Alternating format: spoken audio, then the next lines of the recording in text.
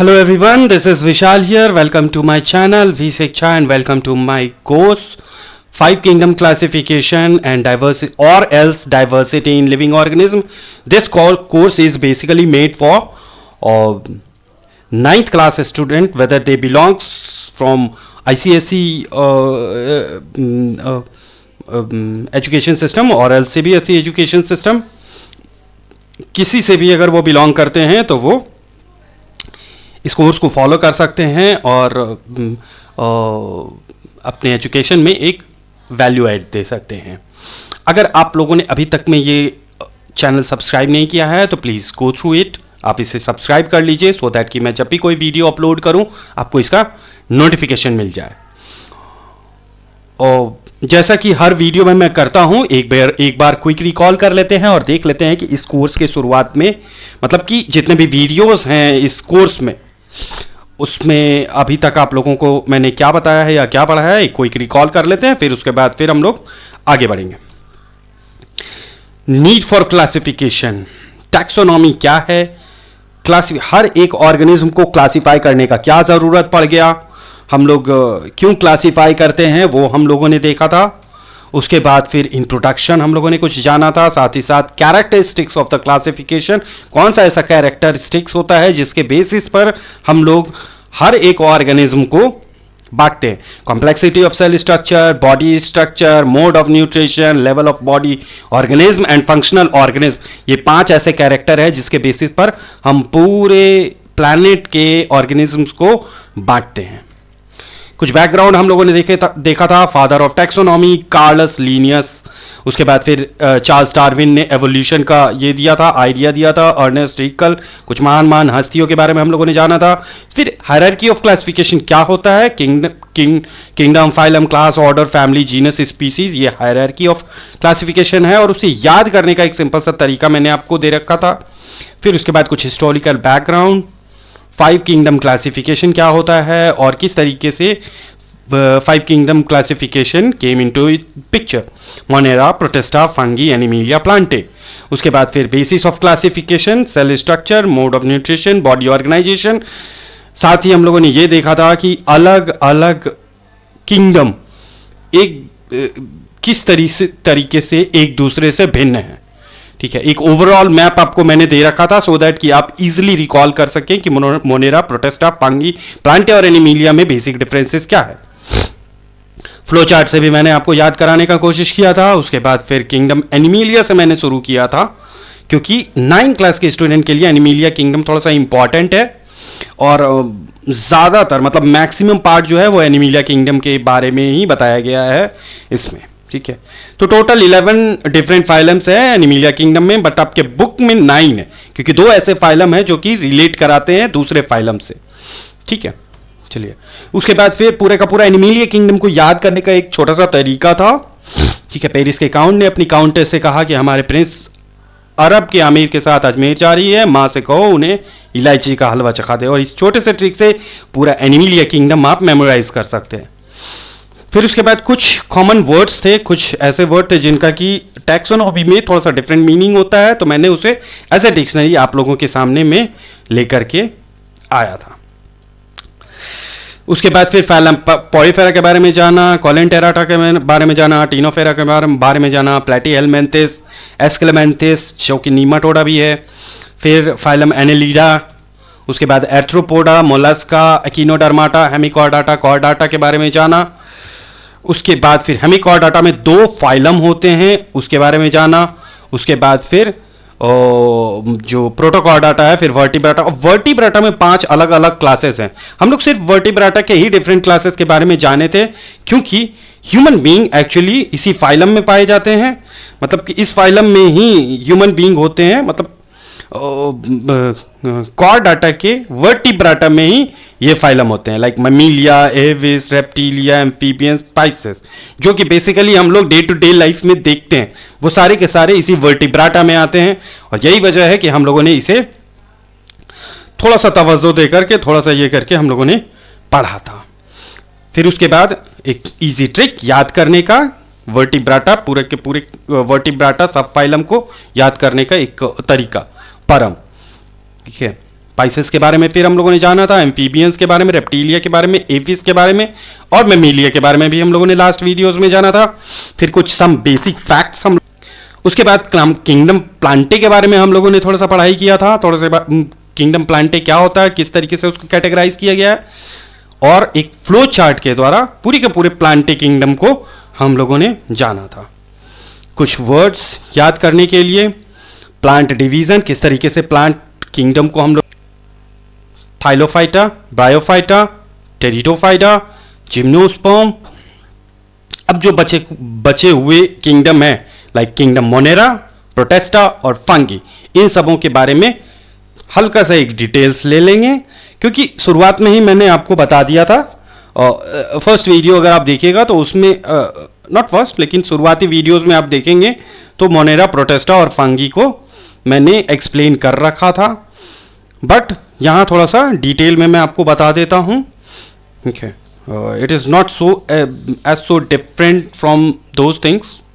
शुरुआत के वीडियो में जो मैंने बताया था वो इनफ है, उसी को अगर आप याद कर लेते हैं तो that is not a problem. But यहाँ अगर सेपरेटली हम उसको पढ़ने का कोशिश करते हैं तो थोड़ा सा और जानकारी हमें मिल सकता है। दीज ऑर्गेनिज्म्स आर यूनिसेलुलर, मतलब सिंगल सेल के होंगे। यूनिसेलुलर का मतलब होता है सिंगल सेल, प्रोकैरियोटिक। ये प्रोकैरियोटिक और यूनिसेलुलर, इन सबों के बारे में मेरा एक वीडियो ऑलरेडी अपलोड किया हुआ है जो कि फंडामेंटल यूनिट ऑफ लाइफ है। उसको अगर आप पढ़िएगा तो आपको पता चल जाएगा डिटेल में कि प्रोकैरियोटिक वगैरह क्या होता है।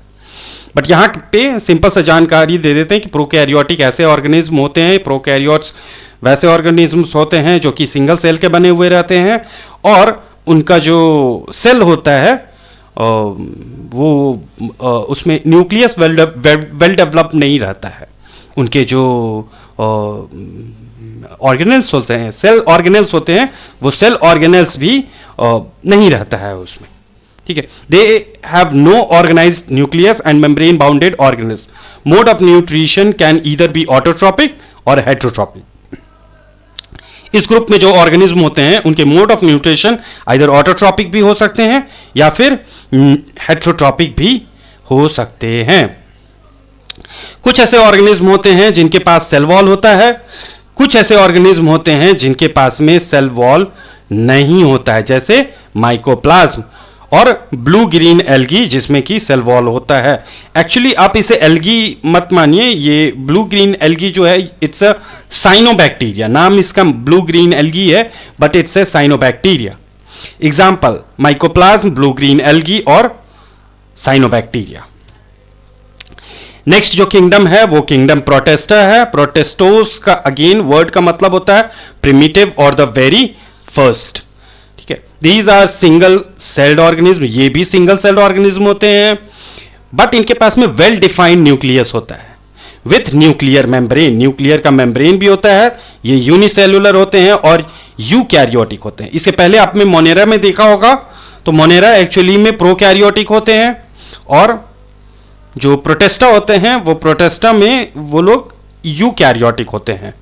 ठीक है, यूकैरियोटिक मतलब होता है कि उनका सेल एक शेप में रहता है, उसमें न्यूक्लियस रहता है, उसमें मेम्ब्रेन वगैरह भी रहते हैं।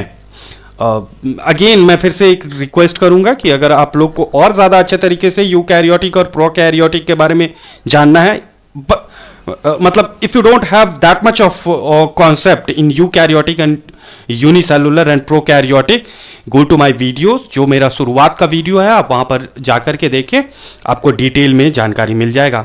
True nucleus and the membrane bounded organelles are present in them.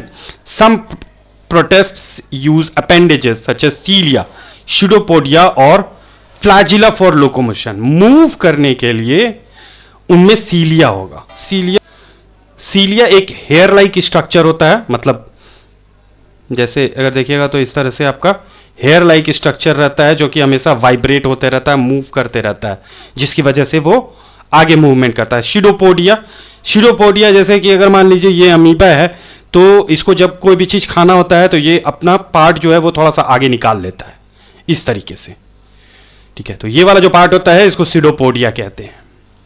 Flagella for locomotion. Example Euglena, diatom, amoeba, paramecium, ये सब उसके एग्जाम्पल्स हैं। Fungi, kingdom fungi. फंगी का मतलब इटसेल्फ होता है mushroom. These are heterotrophic and eukaryotic organisms. ये heterotrophic होते हैं, मतलब ये दूसरे के ऊपर में अपने न्यूट्रिशन को लेने के लिए दूसरे के ऊपर में डिपेंडेंट रहते हैं।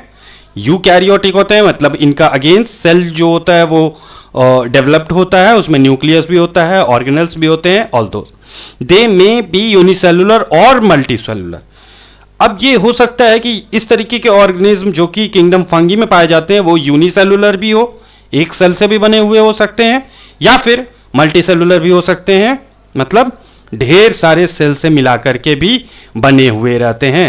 Some are parasitic while some are saprophytes. कुछ ऐसे होते हैं जो कि पैरासाइटिक होते हैं, पैरासाइटिक का मतलब होता है दूसरे के ऊपर में डिपेंडेंट होना, और कुछ होते हैं सेप्रोफाइट्स। अगर आपको सेप्रोफाइट्स, पैरासाइट्स इन सबों के बारे में जानना है तो again I have a video uploaded named nutrition, life process nutrition. Go to that course, you will have the detailed knowledge, the detail of all those over there.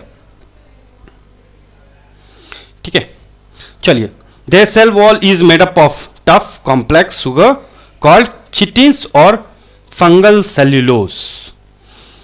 उनका जो सेल वॉल होता है वो टफ होता है, complex sugar से बना हुआ रहता है, जो कि जिसे हम चिटिन्स कहते हैं या फिर फंगल सेल्यूलोज कहते हैं। एग्जाम्पल में यीस्ट, मशरूम एक्सेट्रा।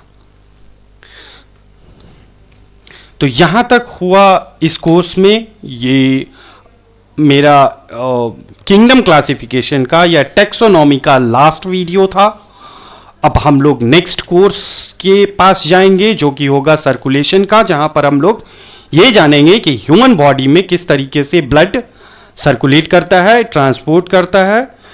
और आपको मेरा वीडियो कैसा लगा, आपको मेरा पढ़ाने का तरीका कैसा लगा, प्लीज़ कमेंट बॉक्स में लिख करके बताएं।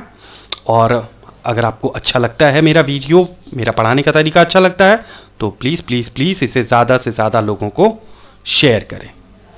मिलते हैं हम लोग नेक्स्ट कोर्स में, तब तक के लिए हैव अ नाइस डे।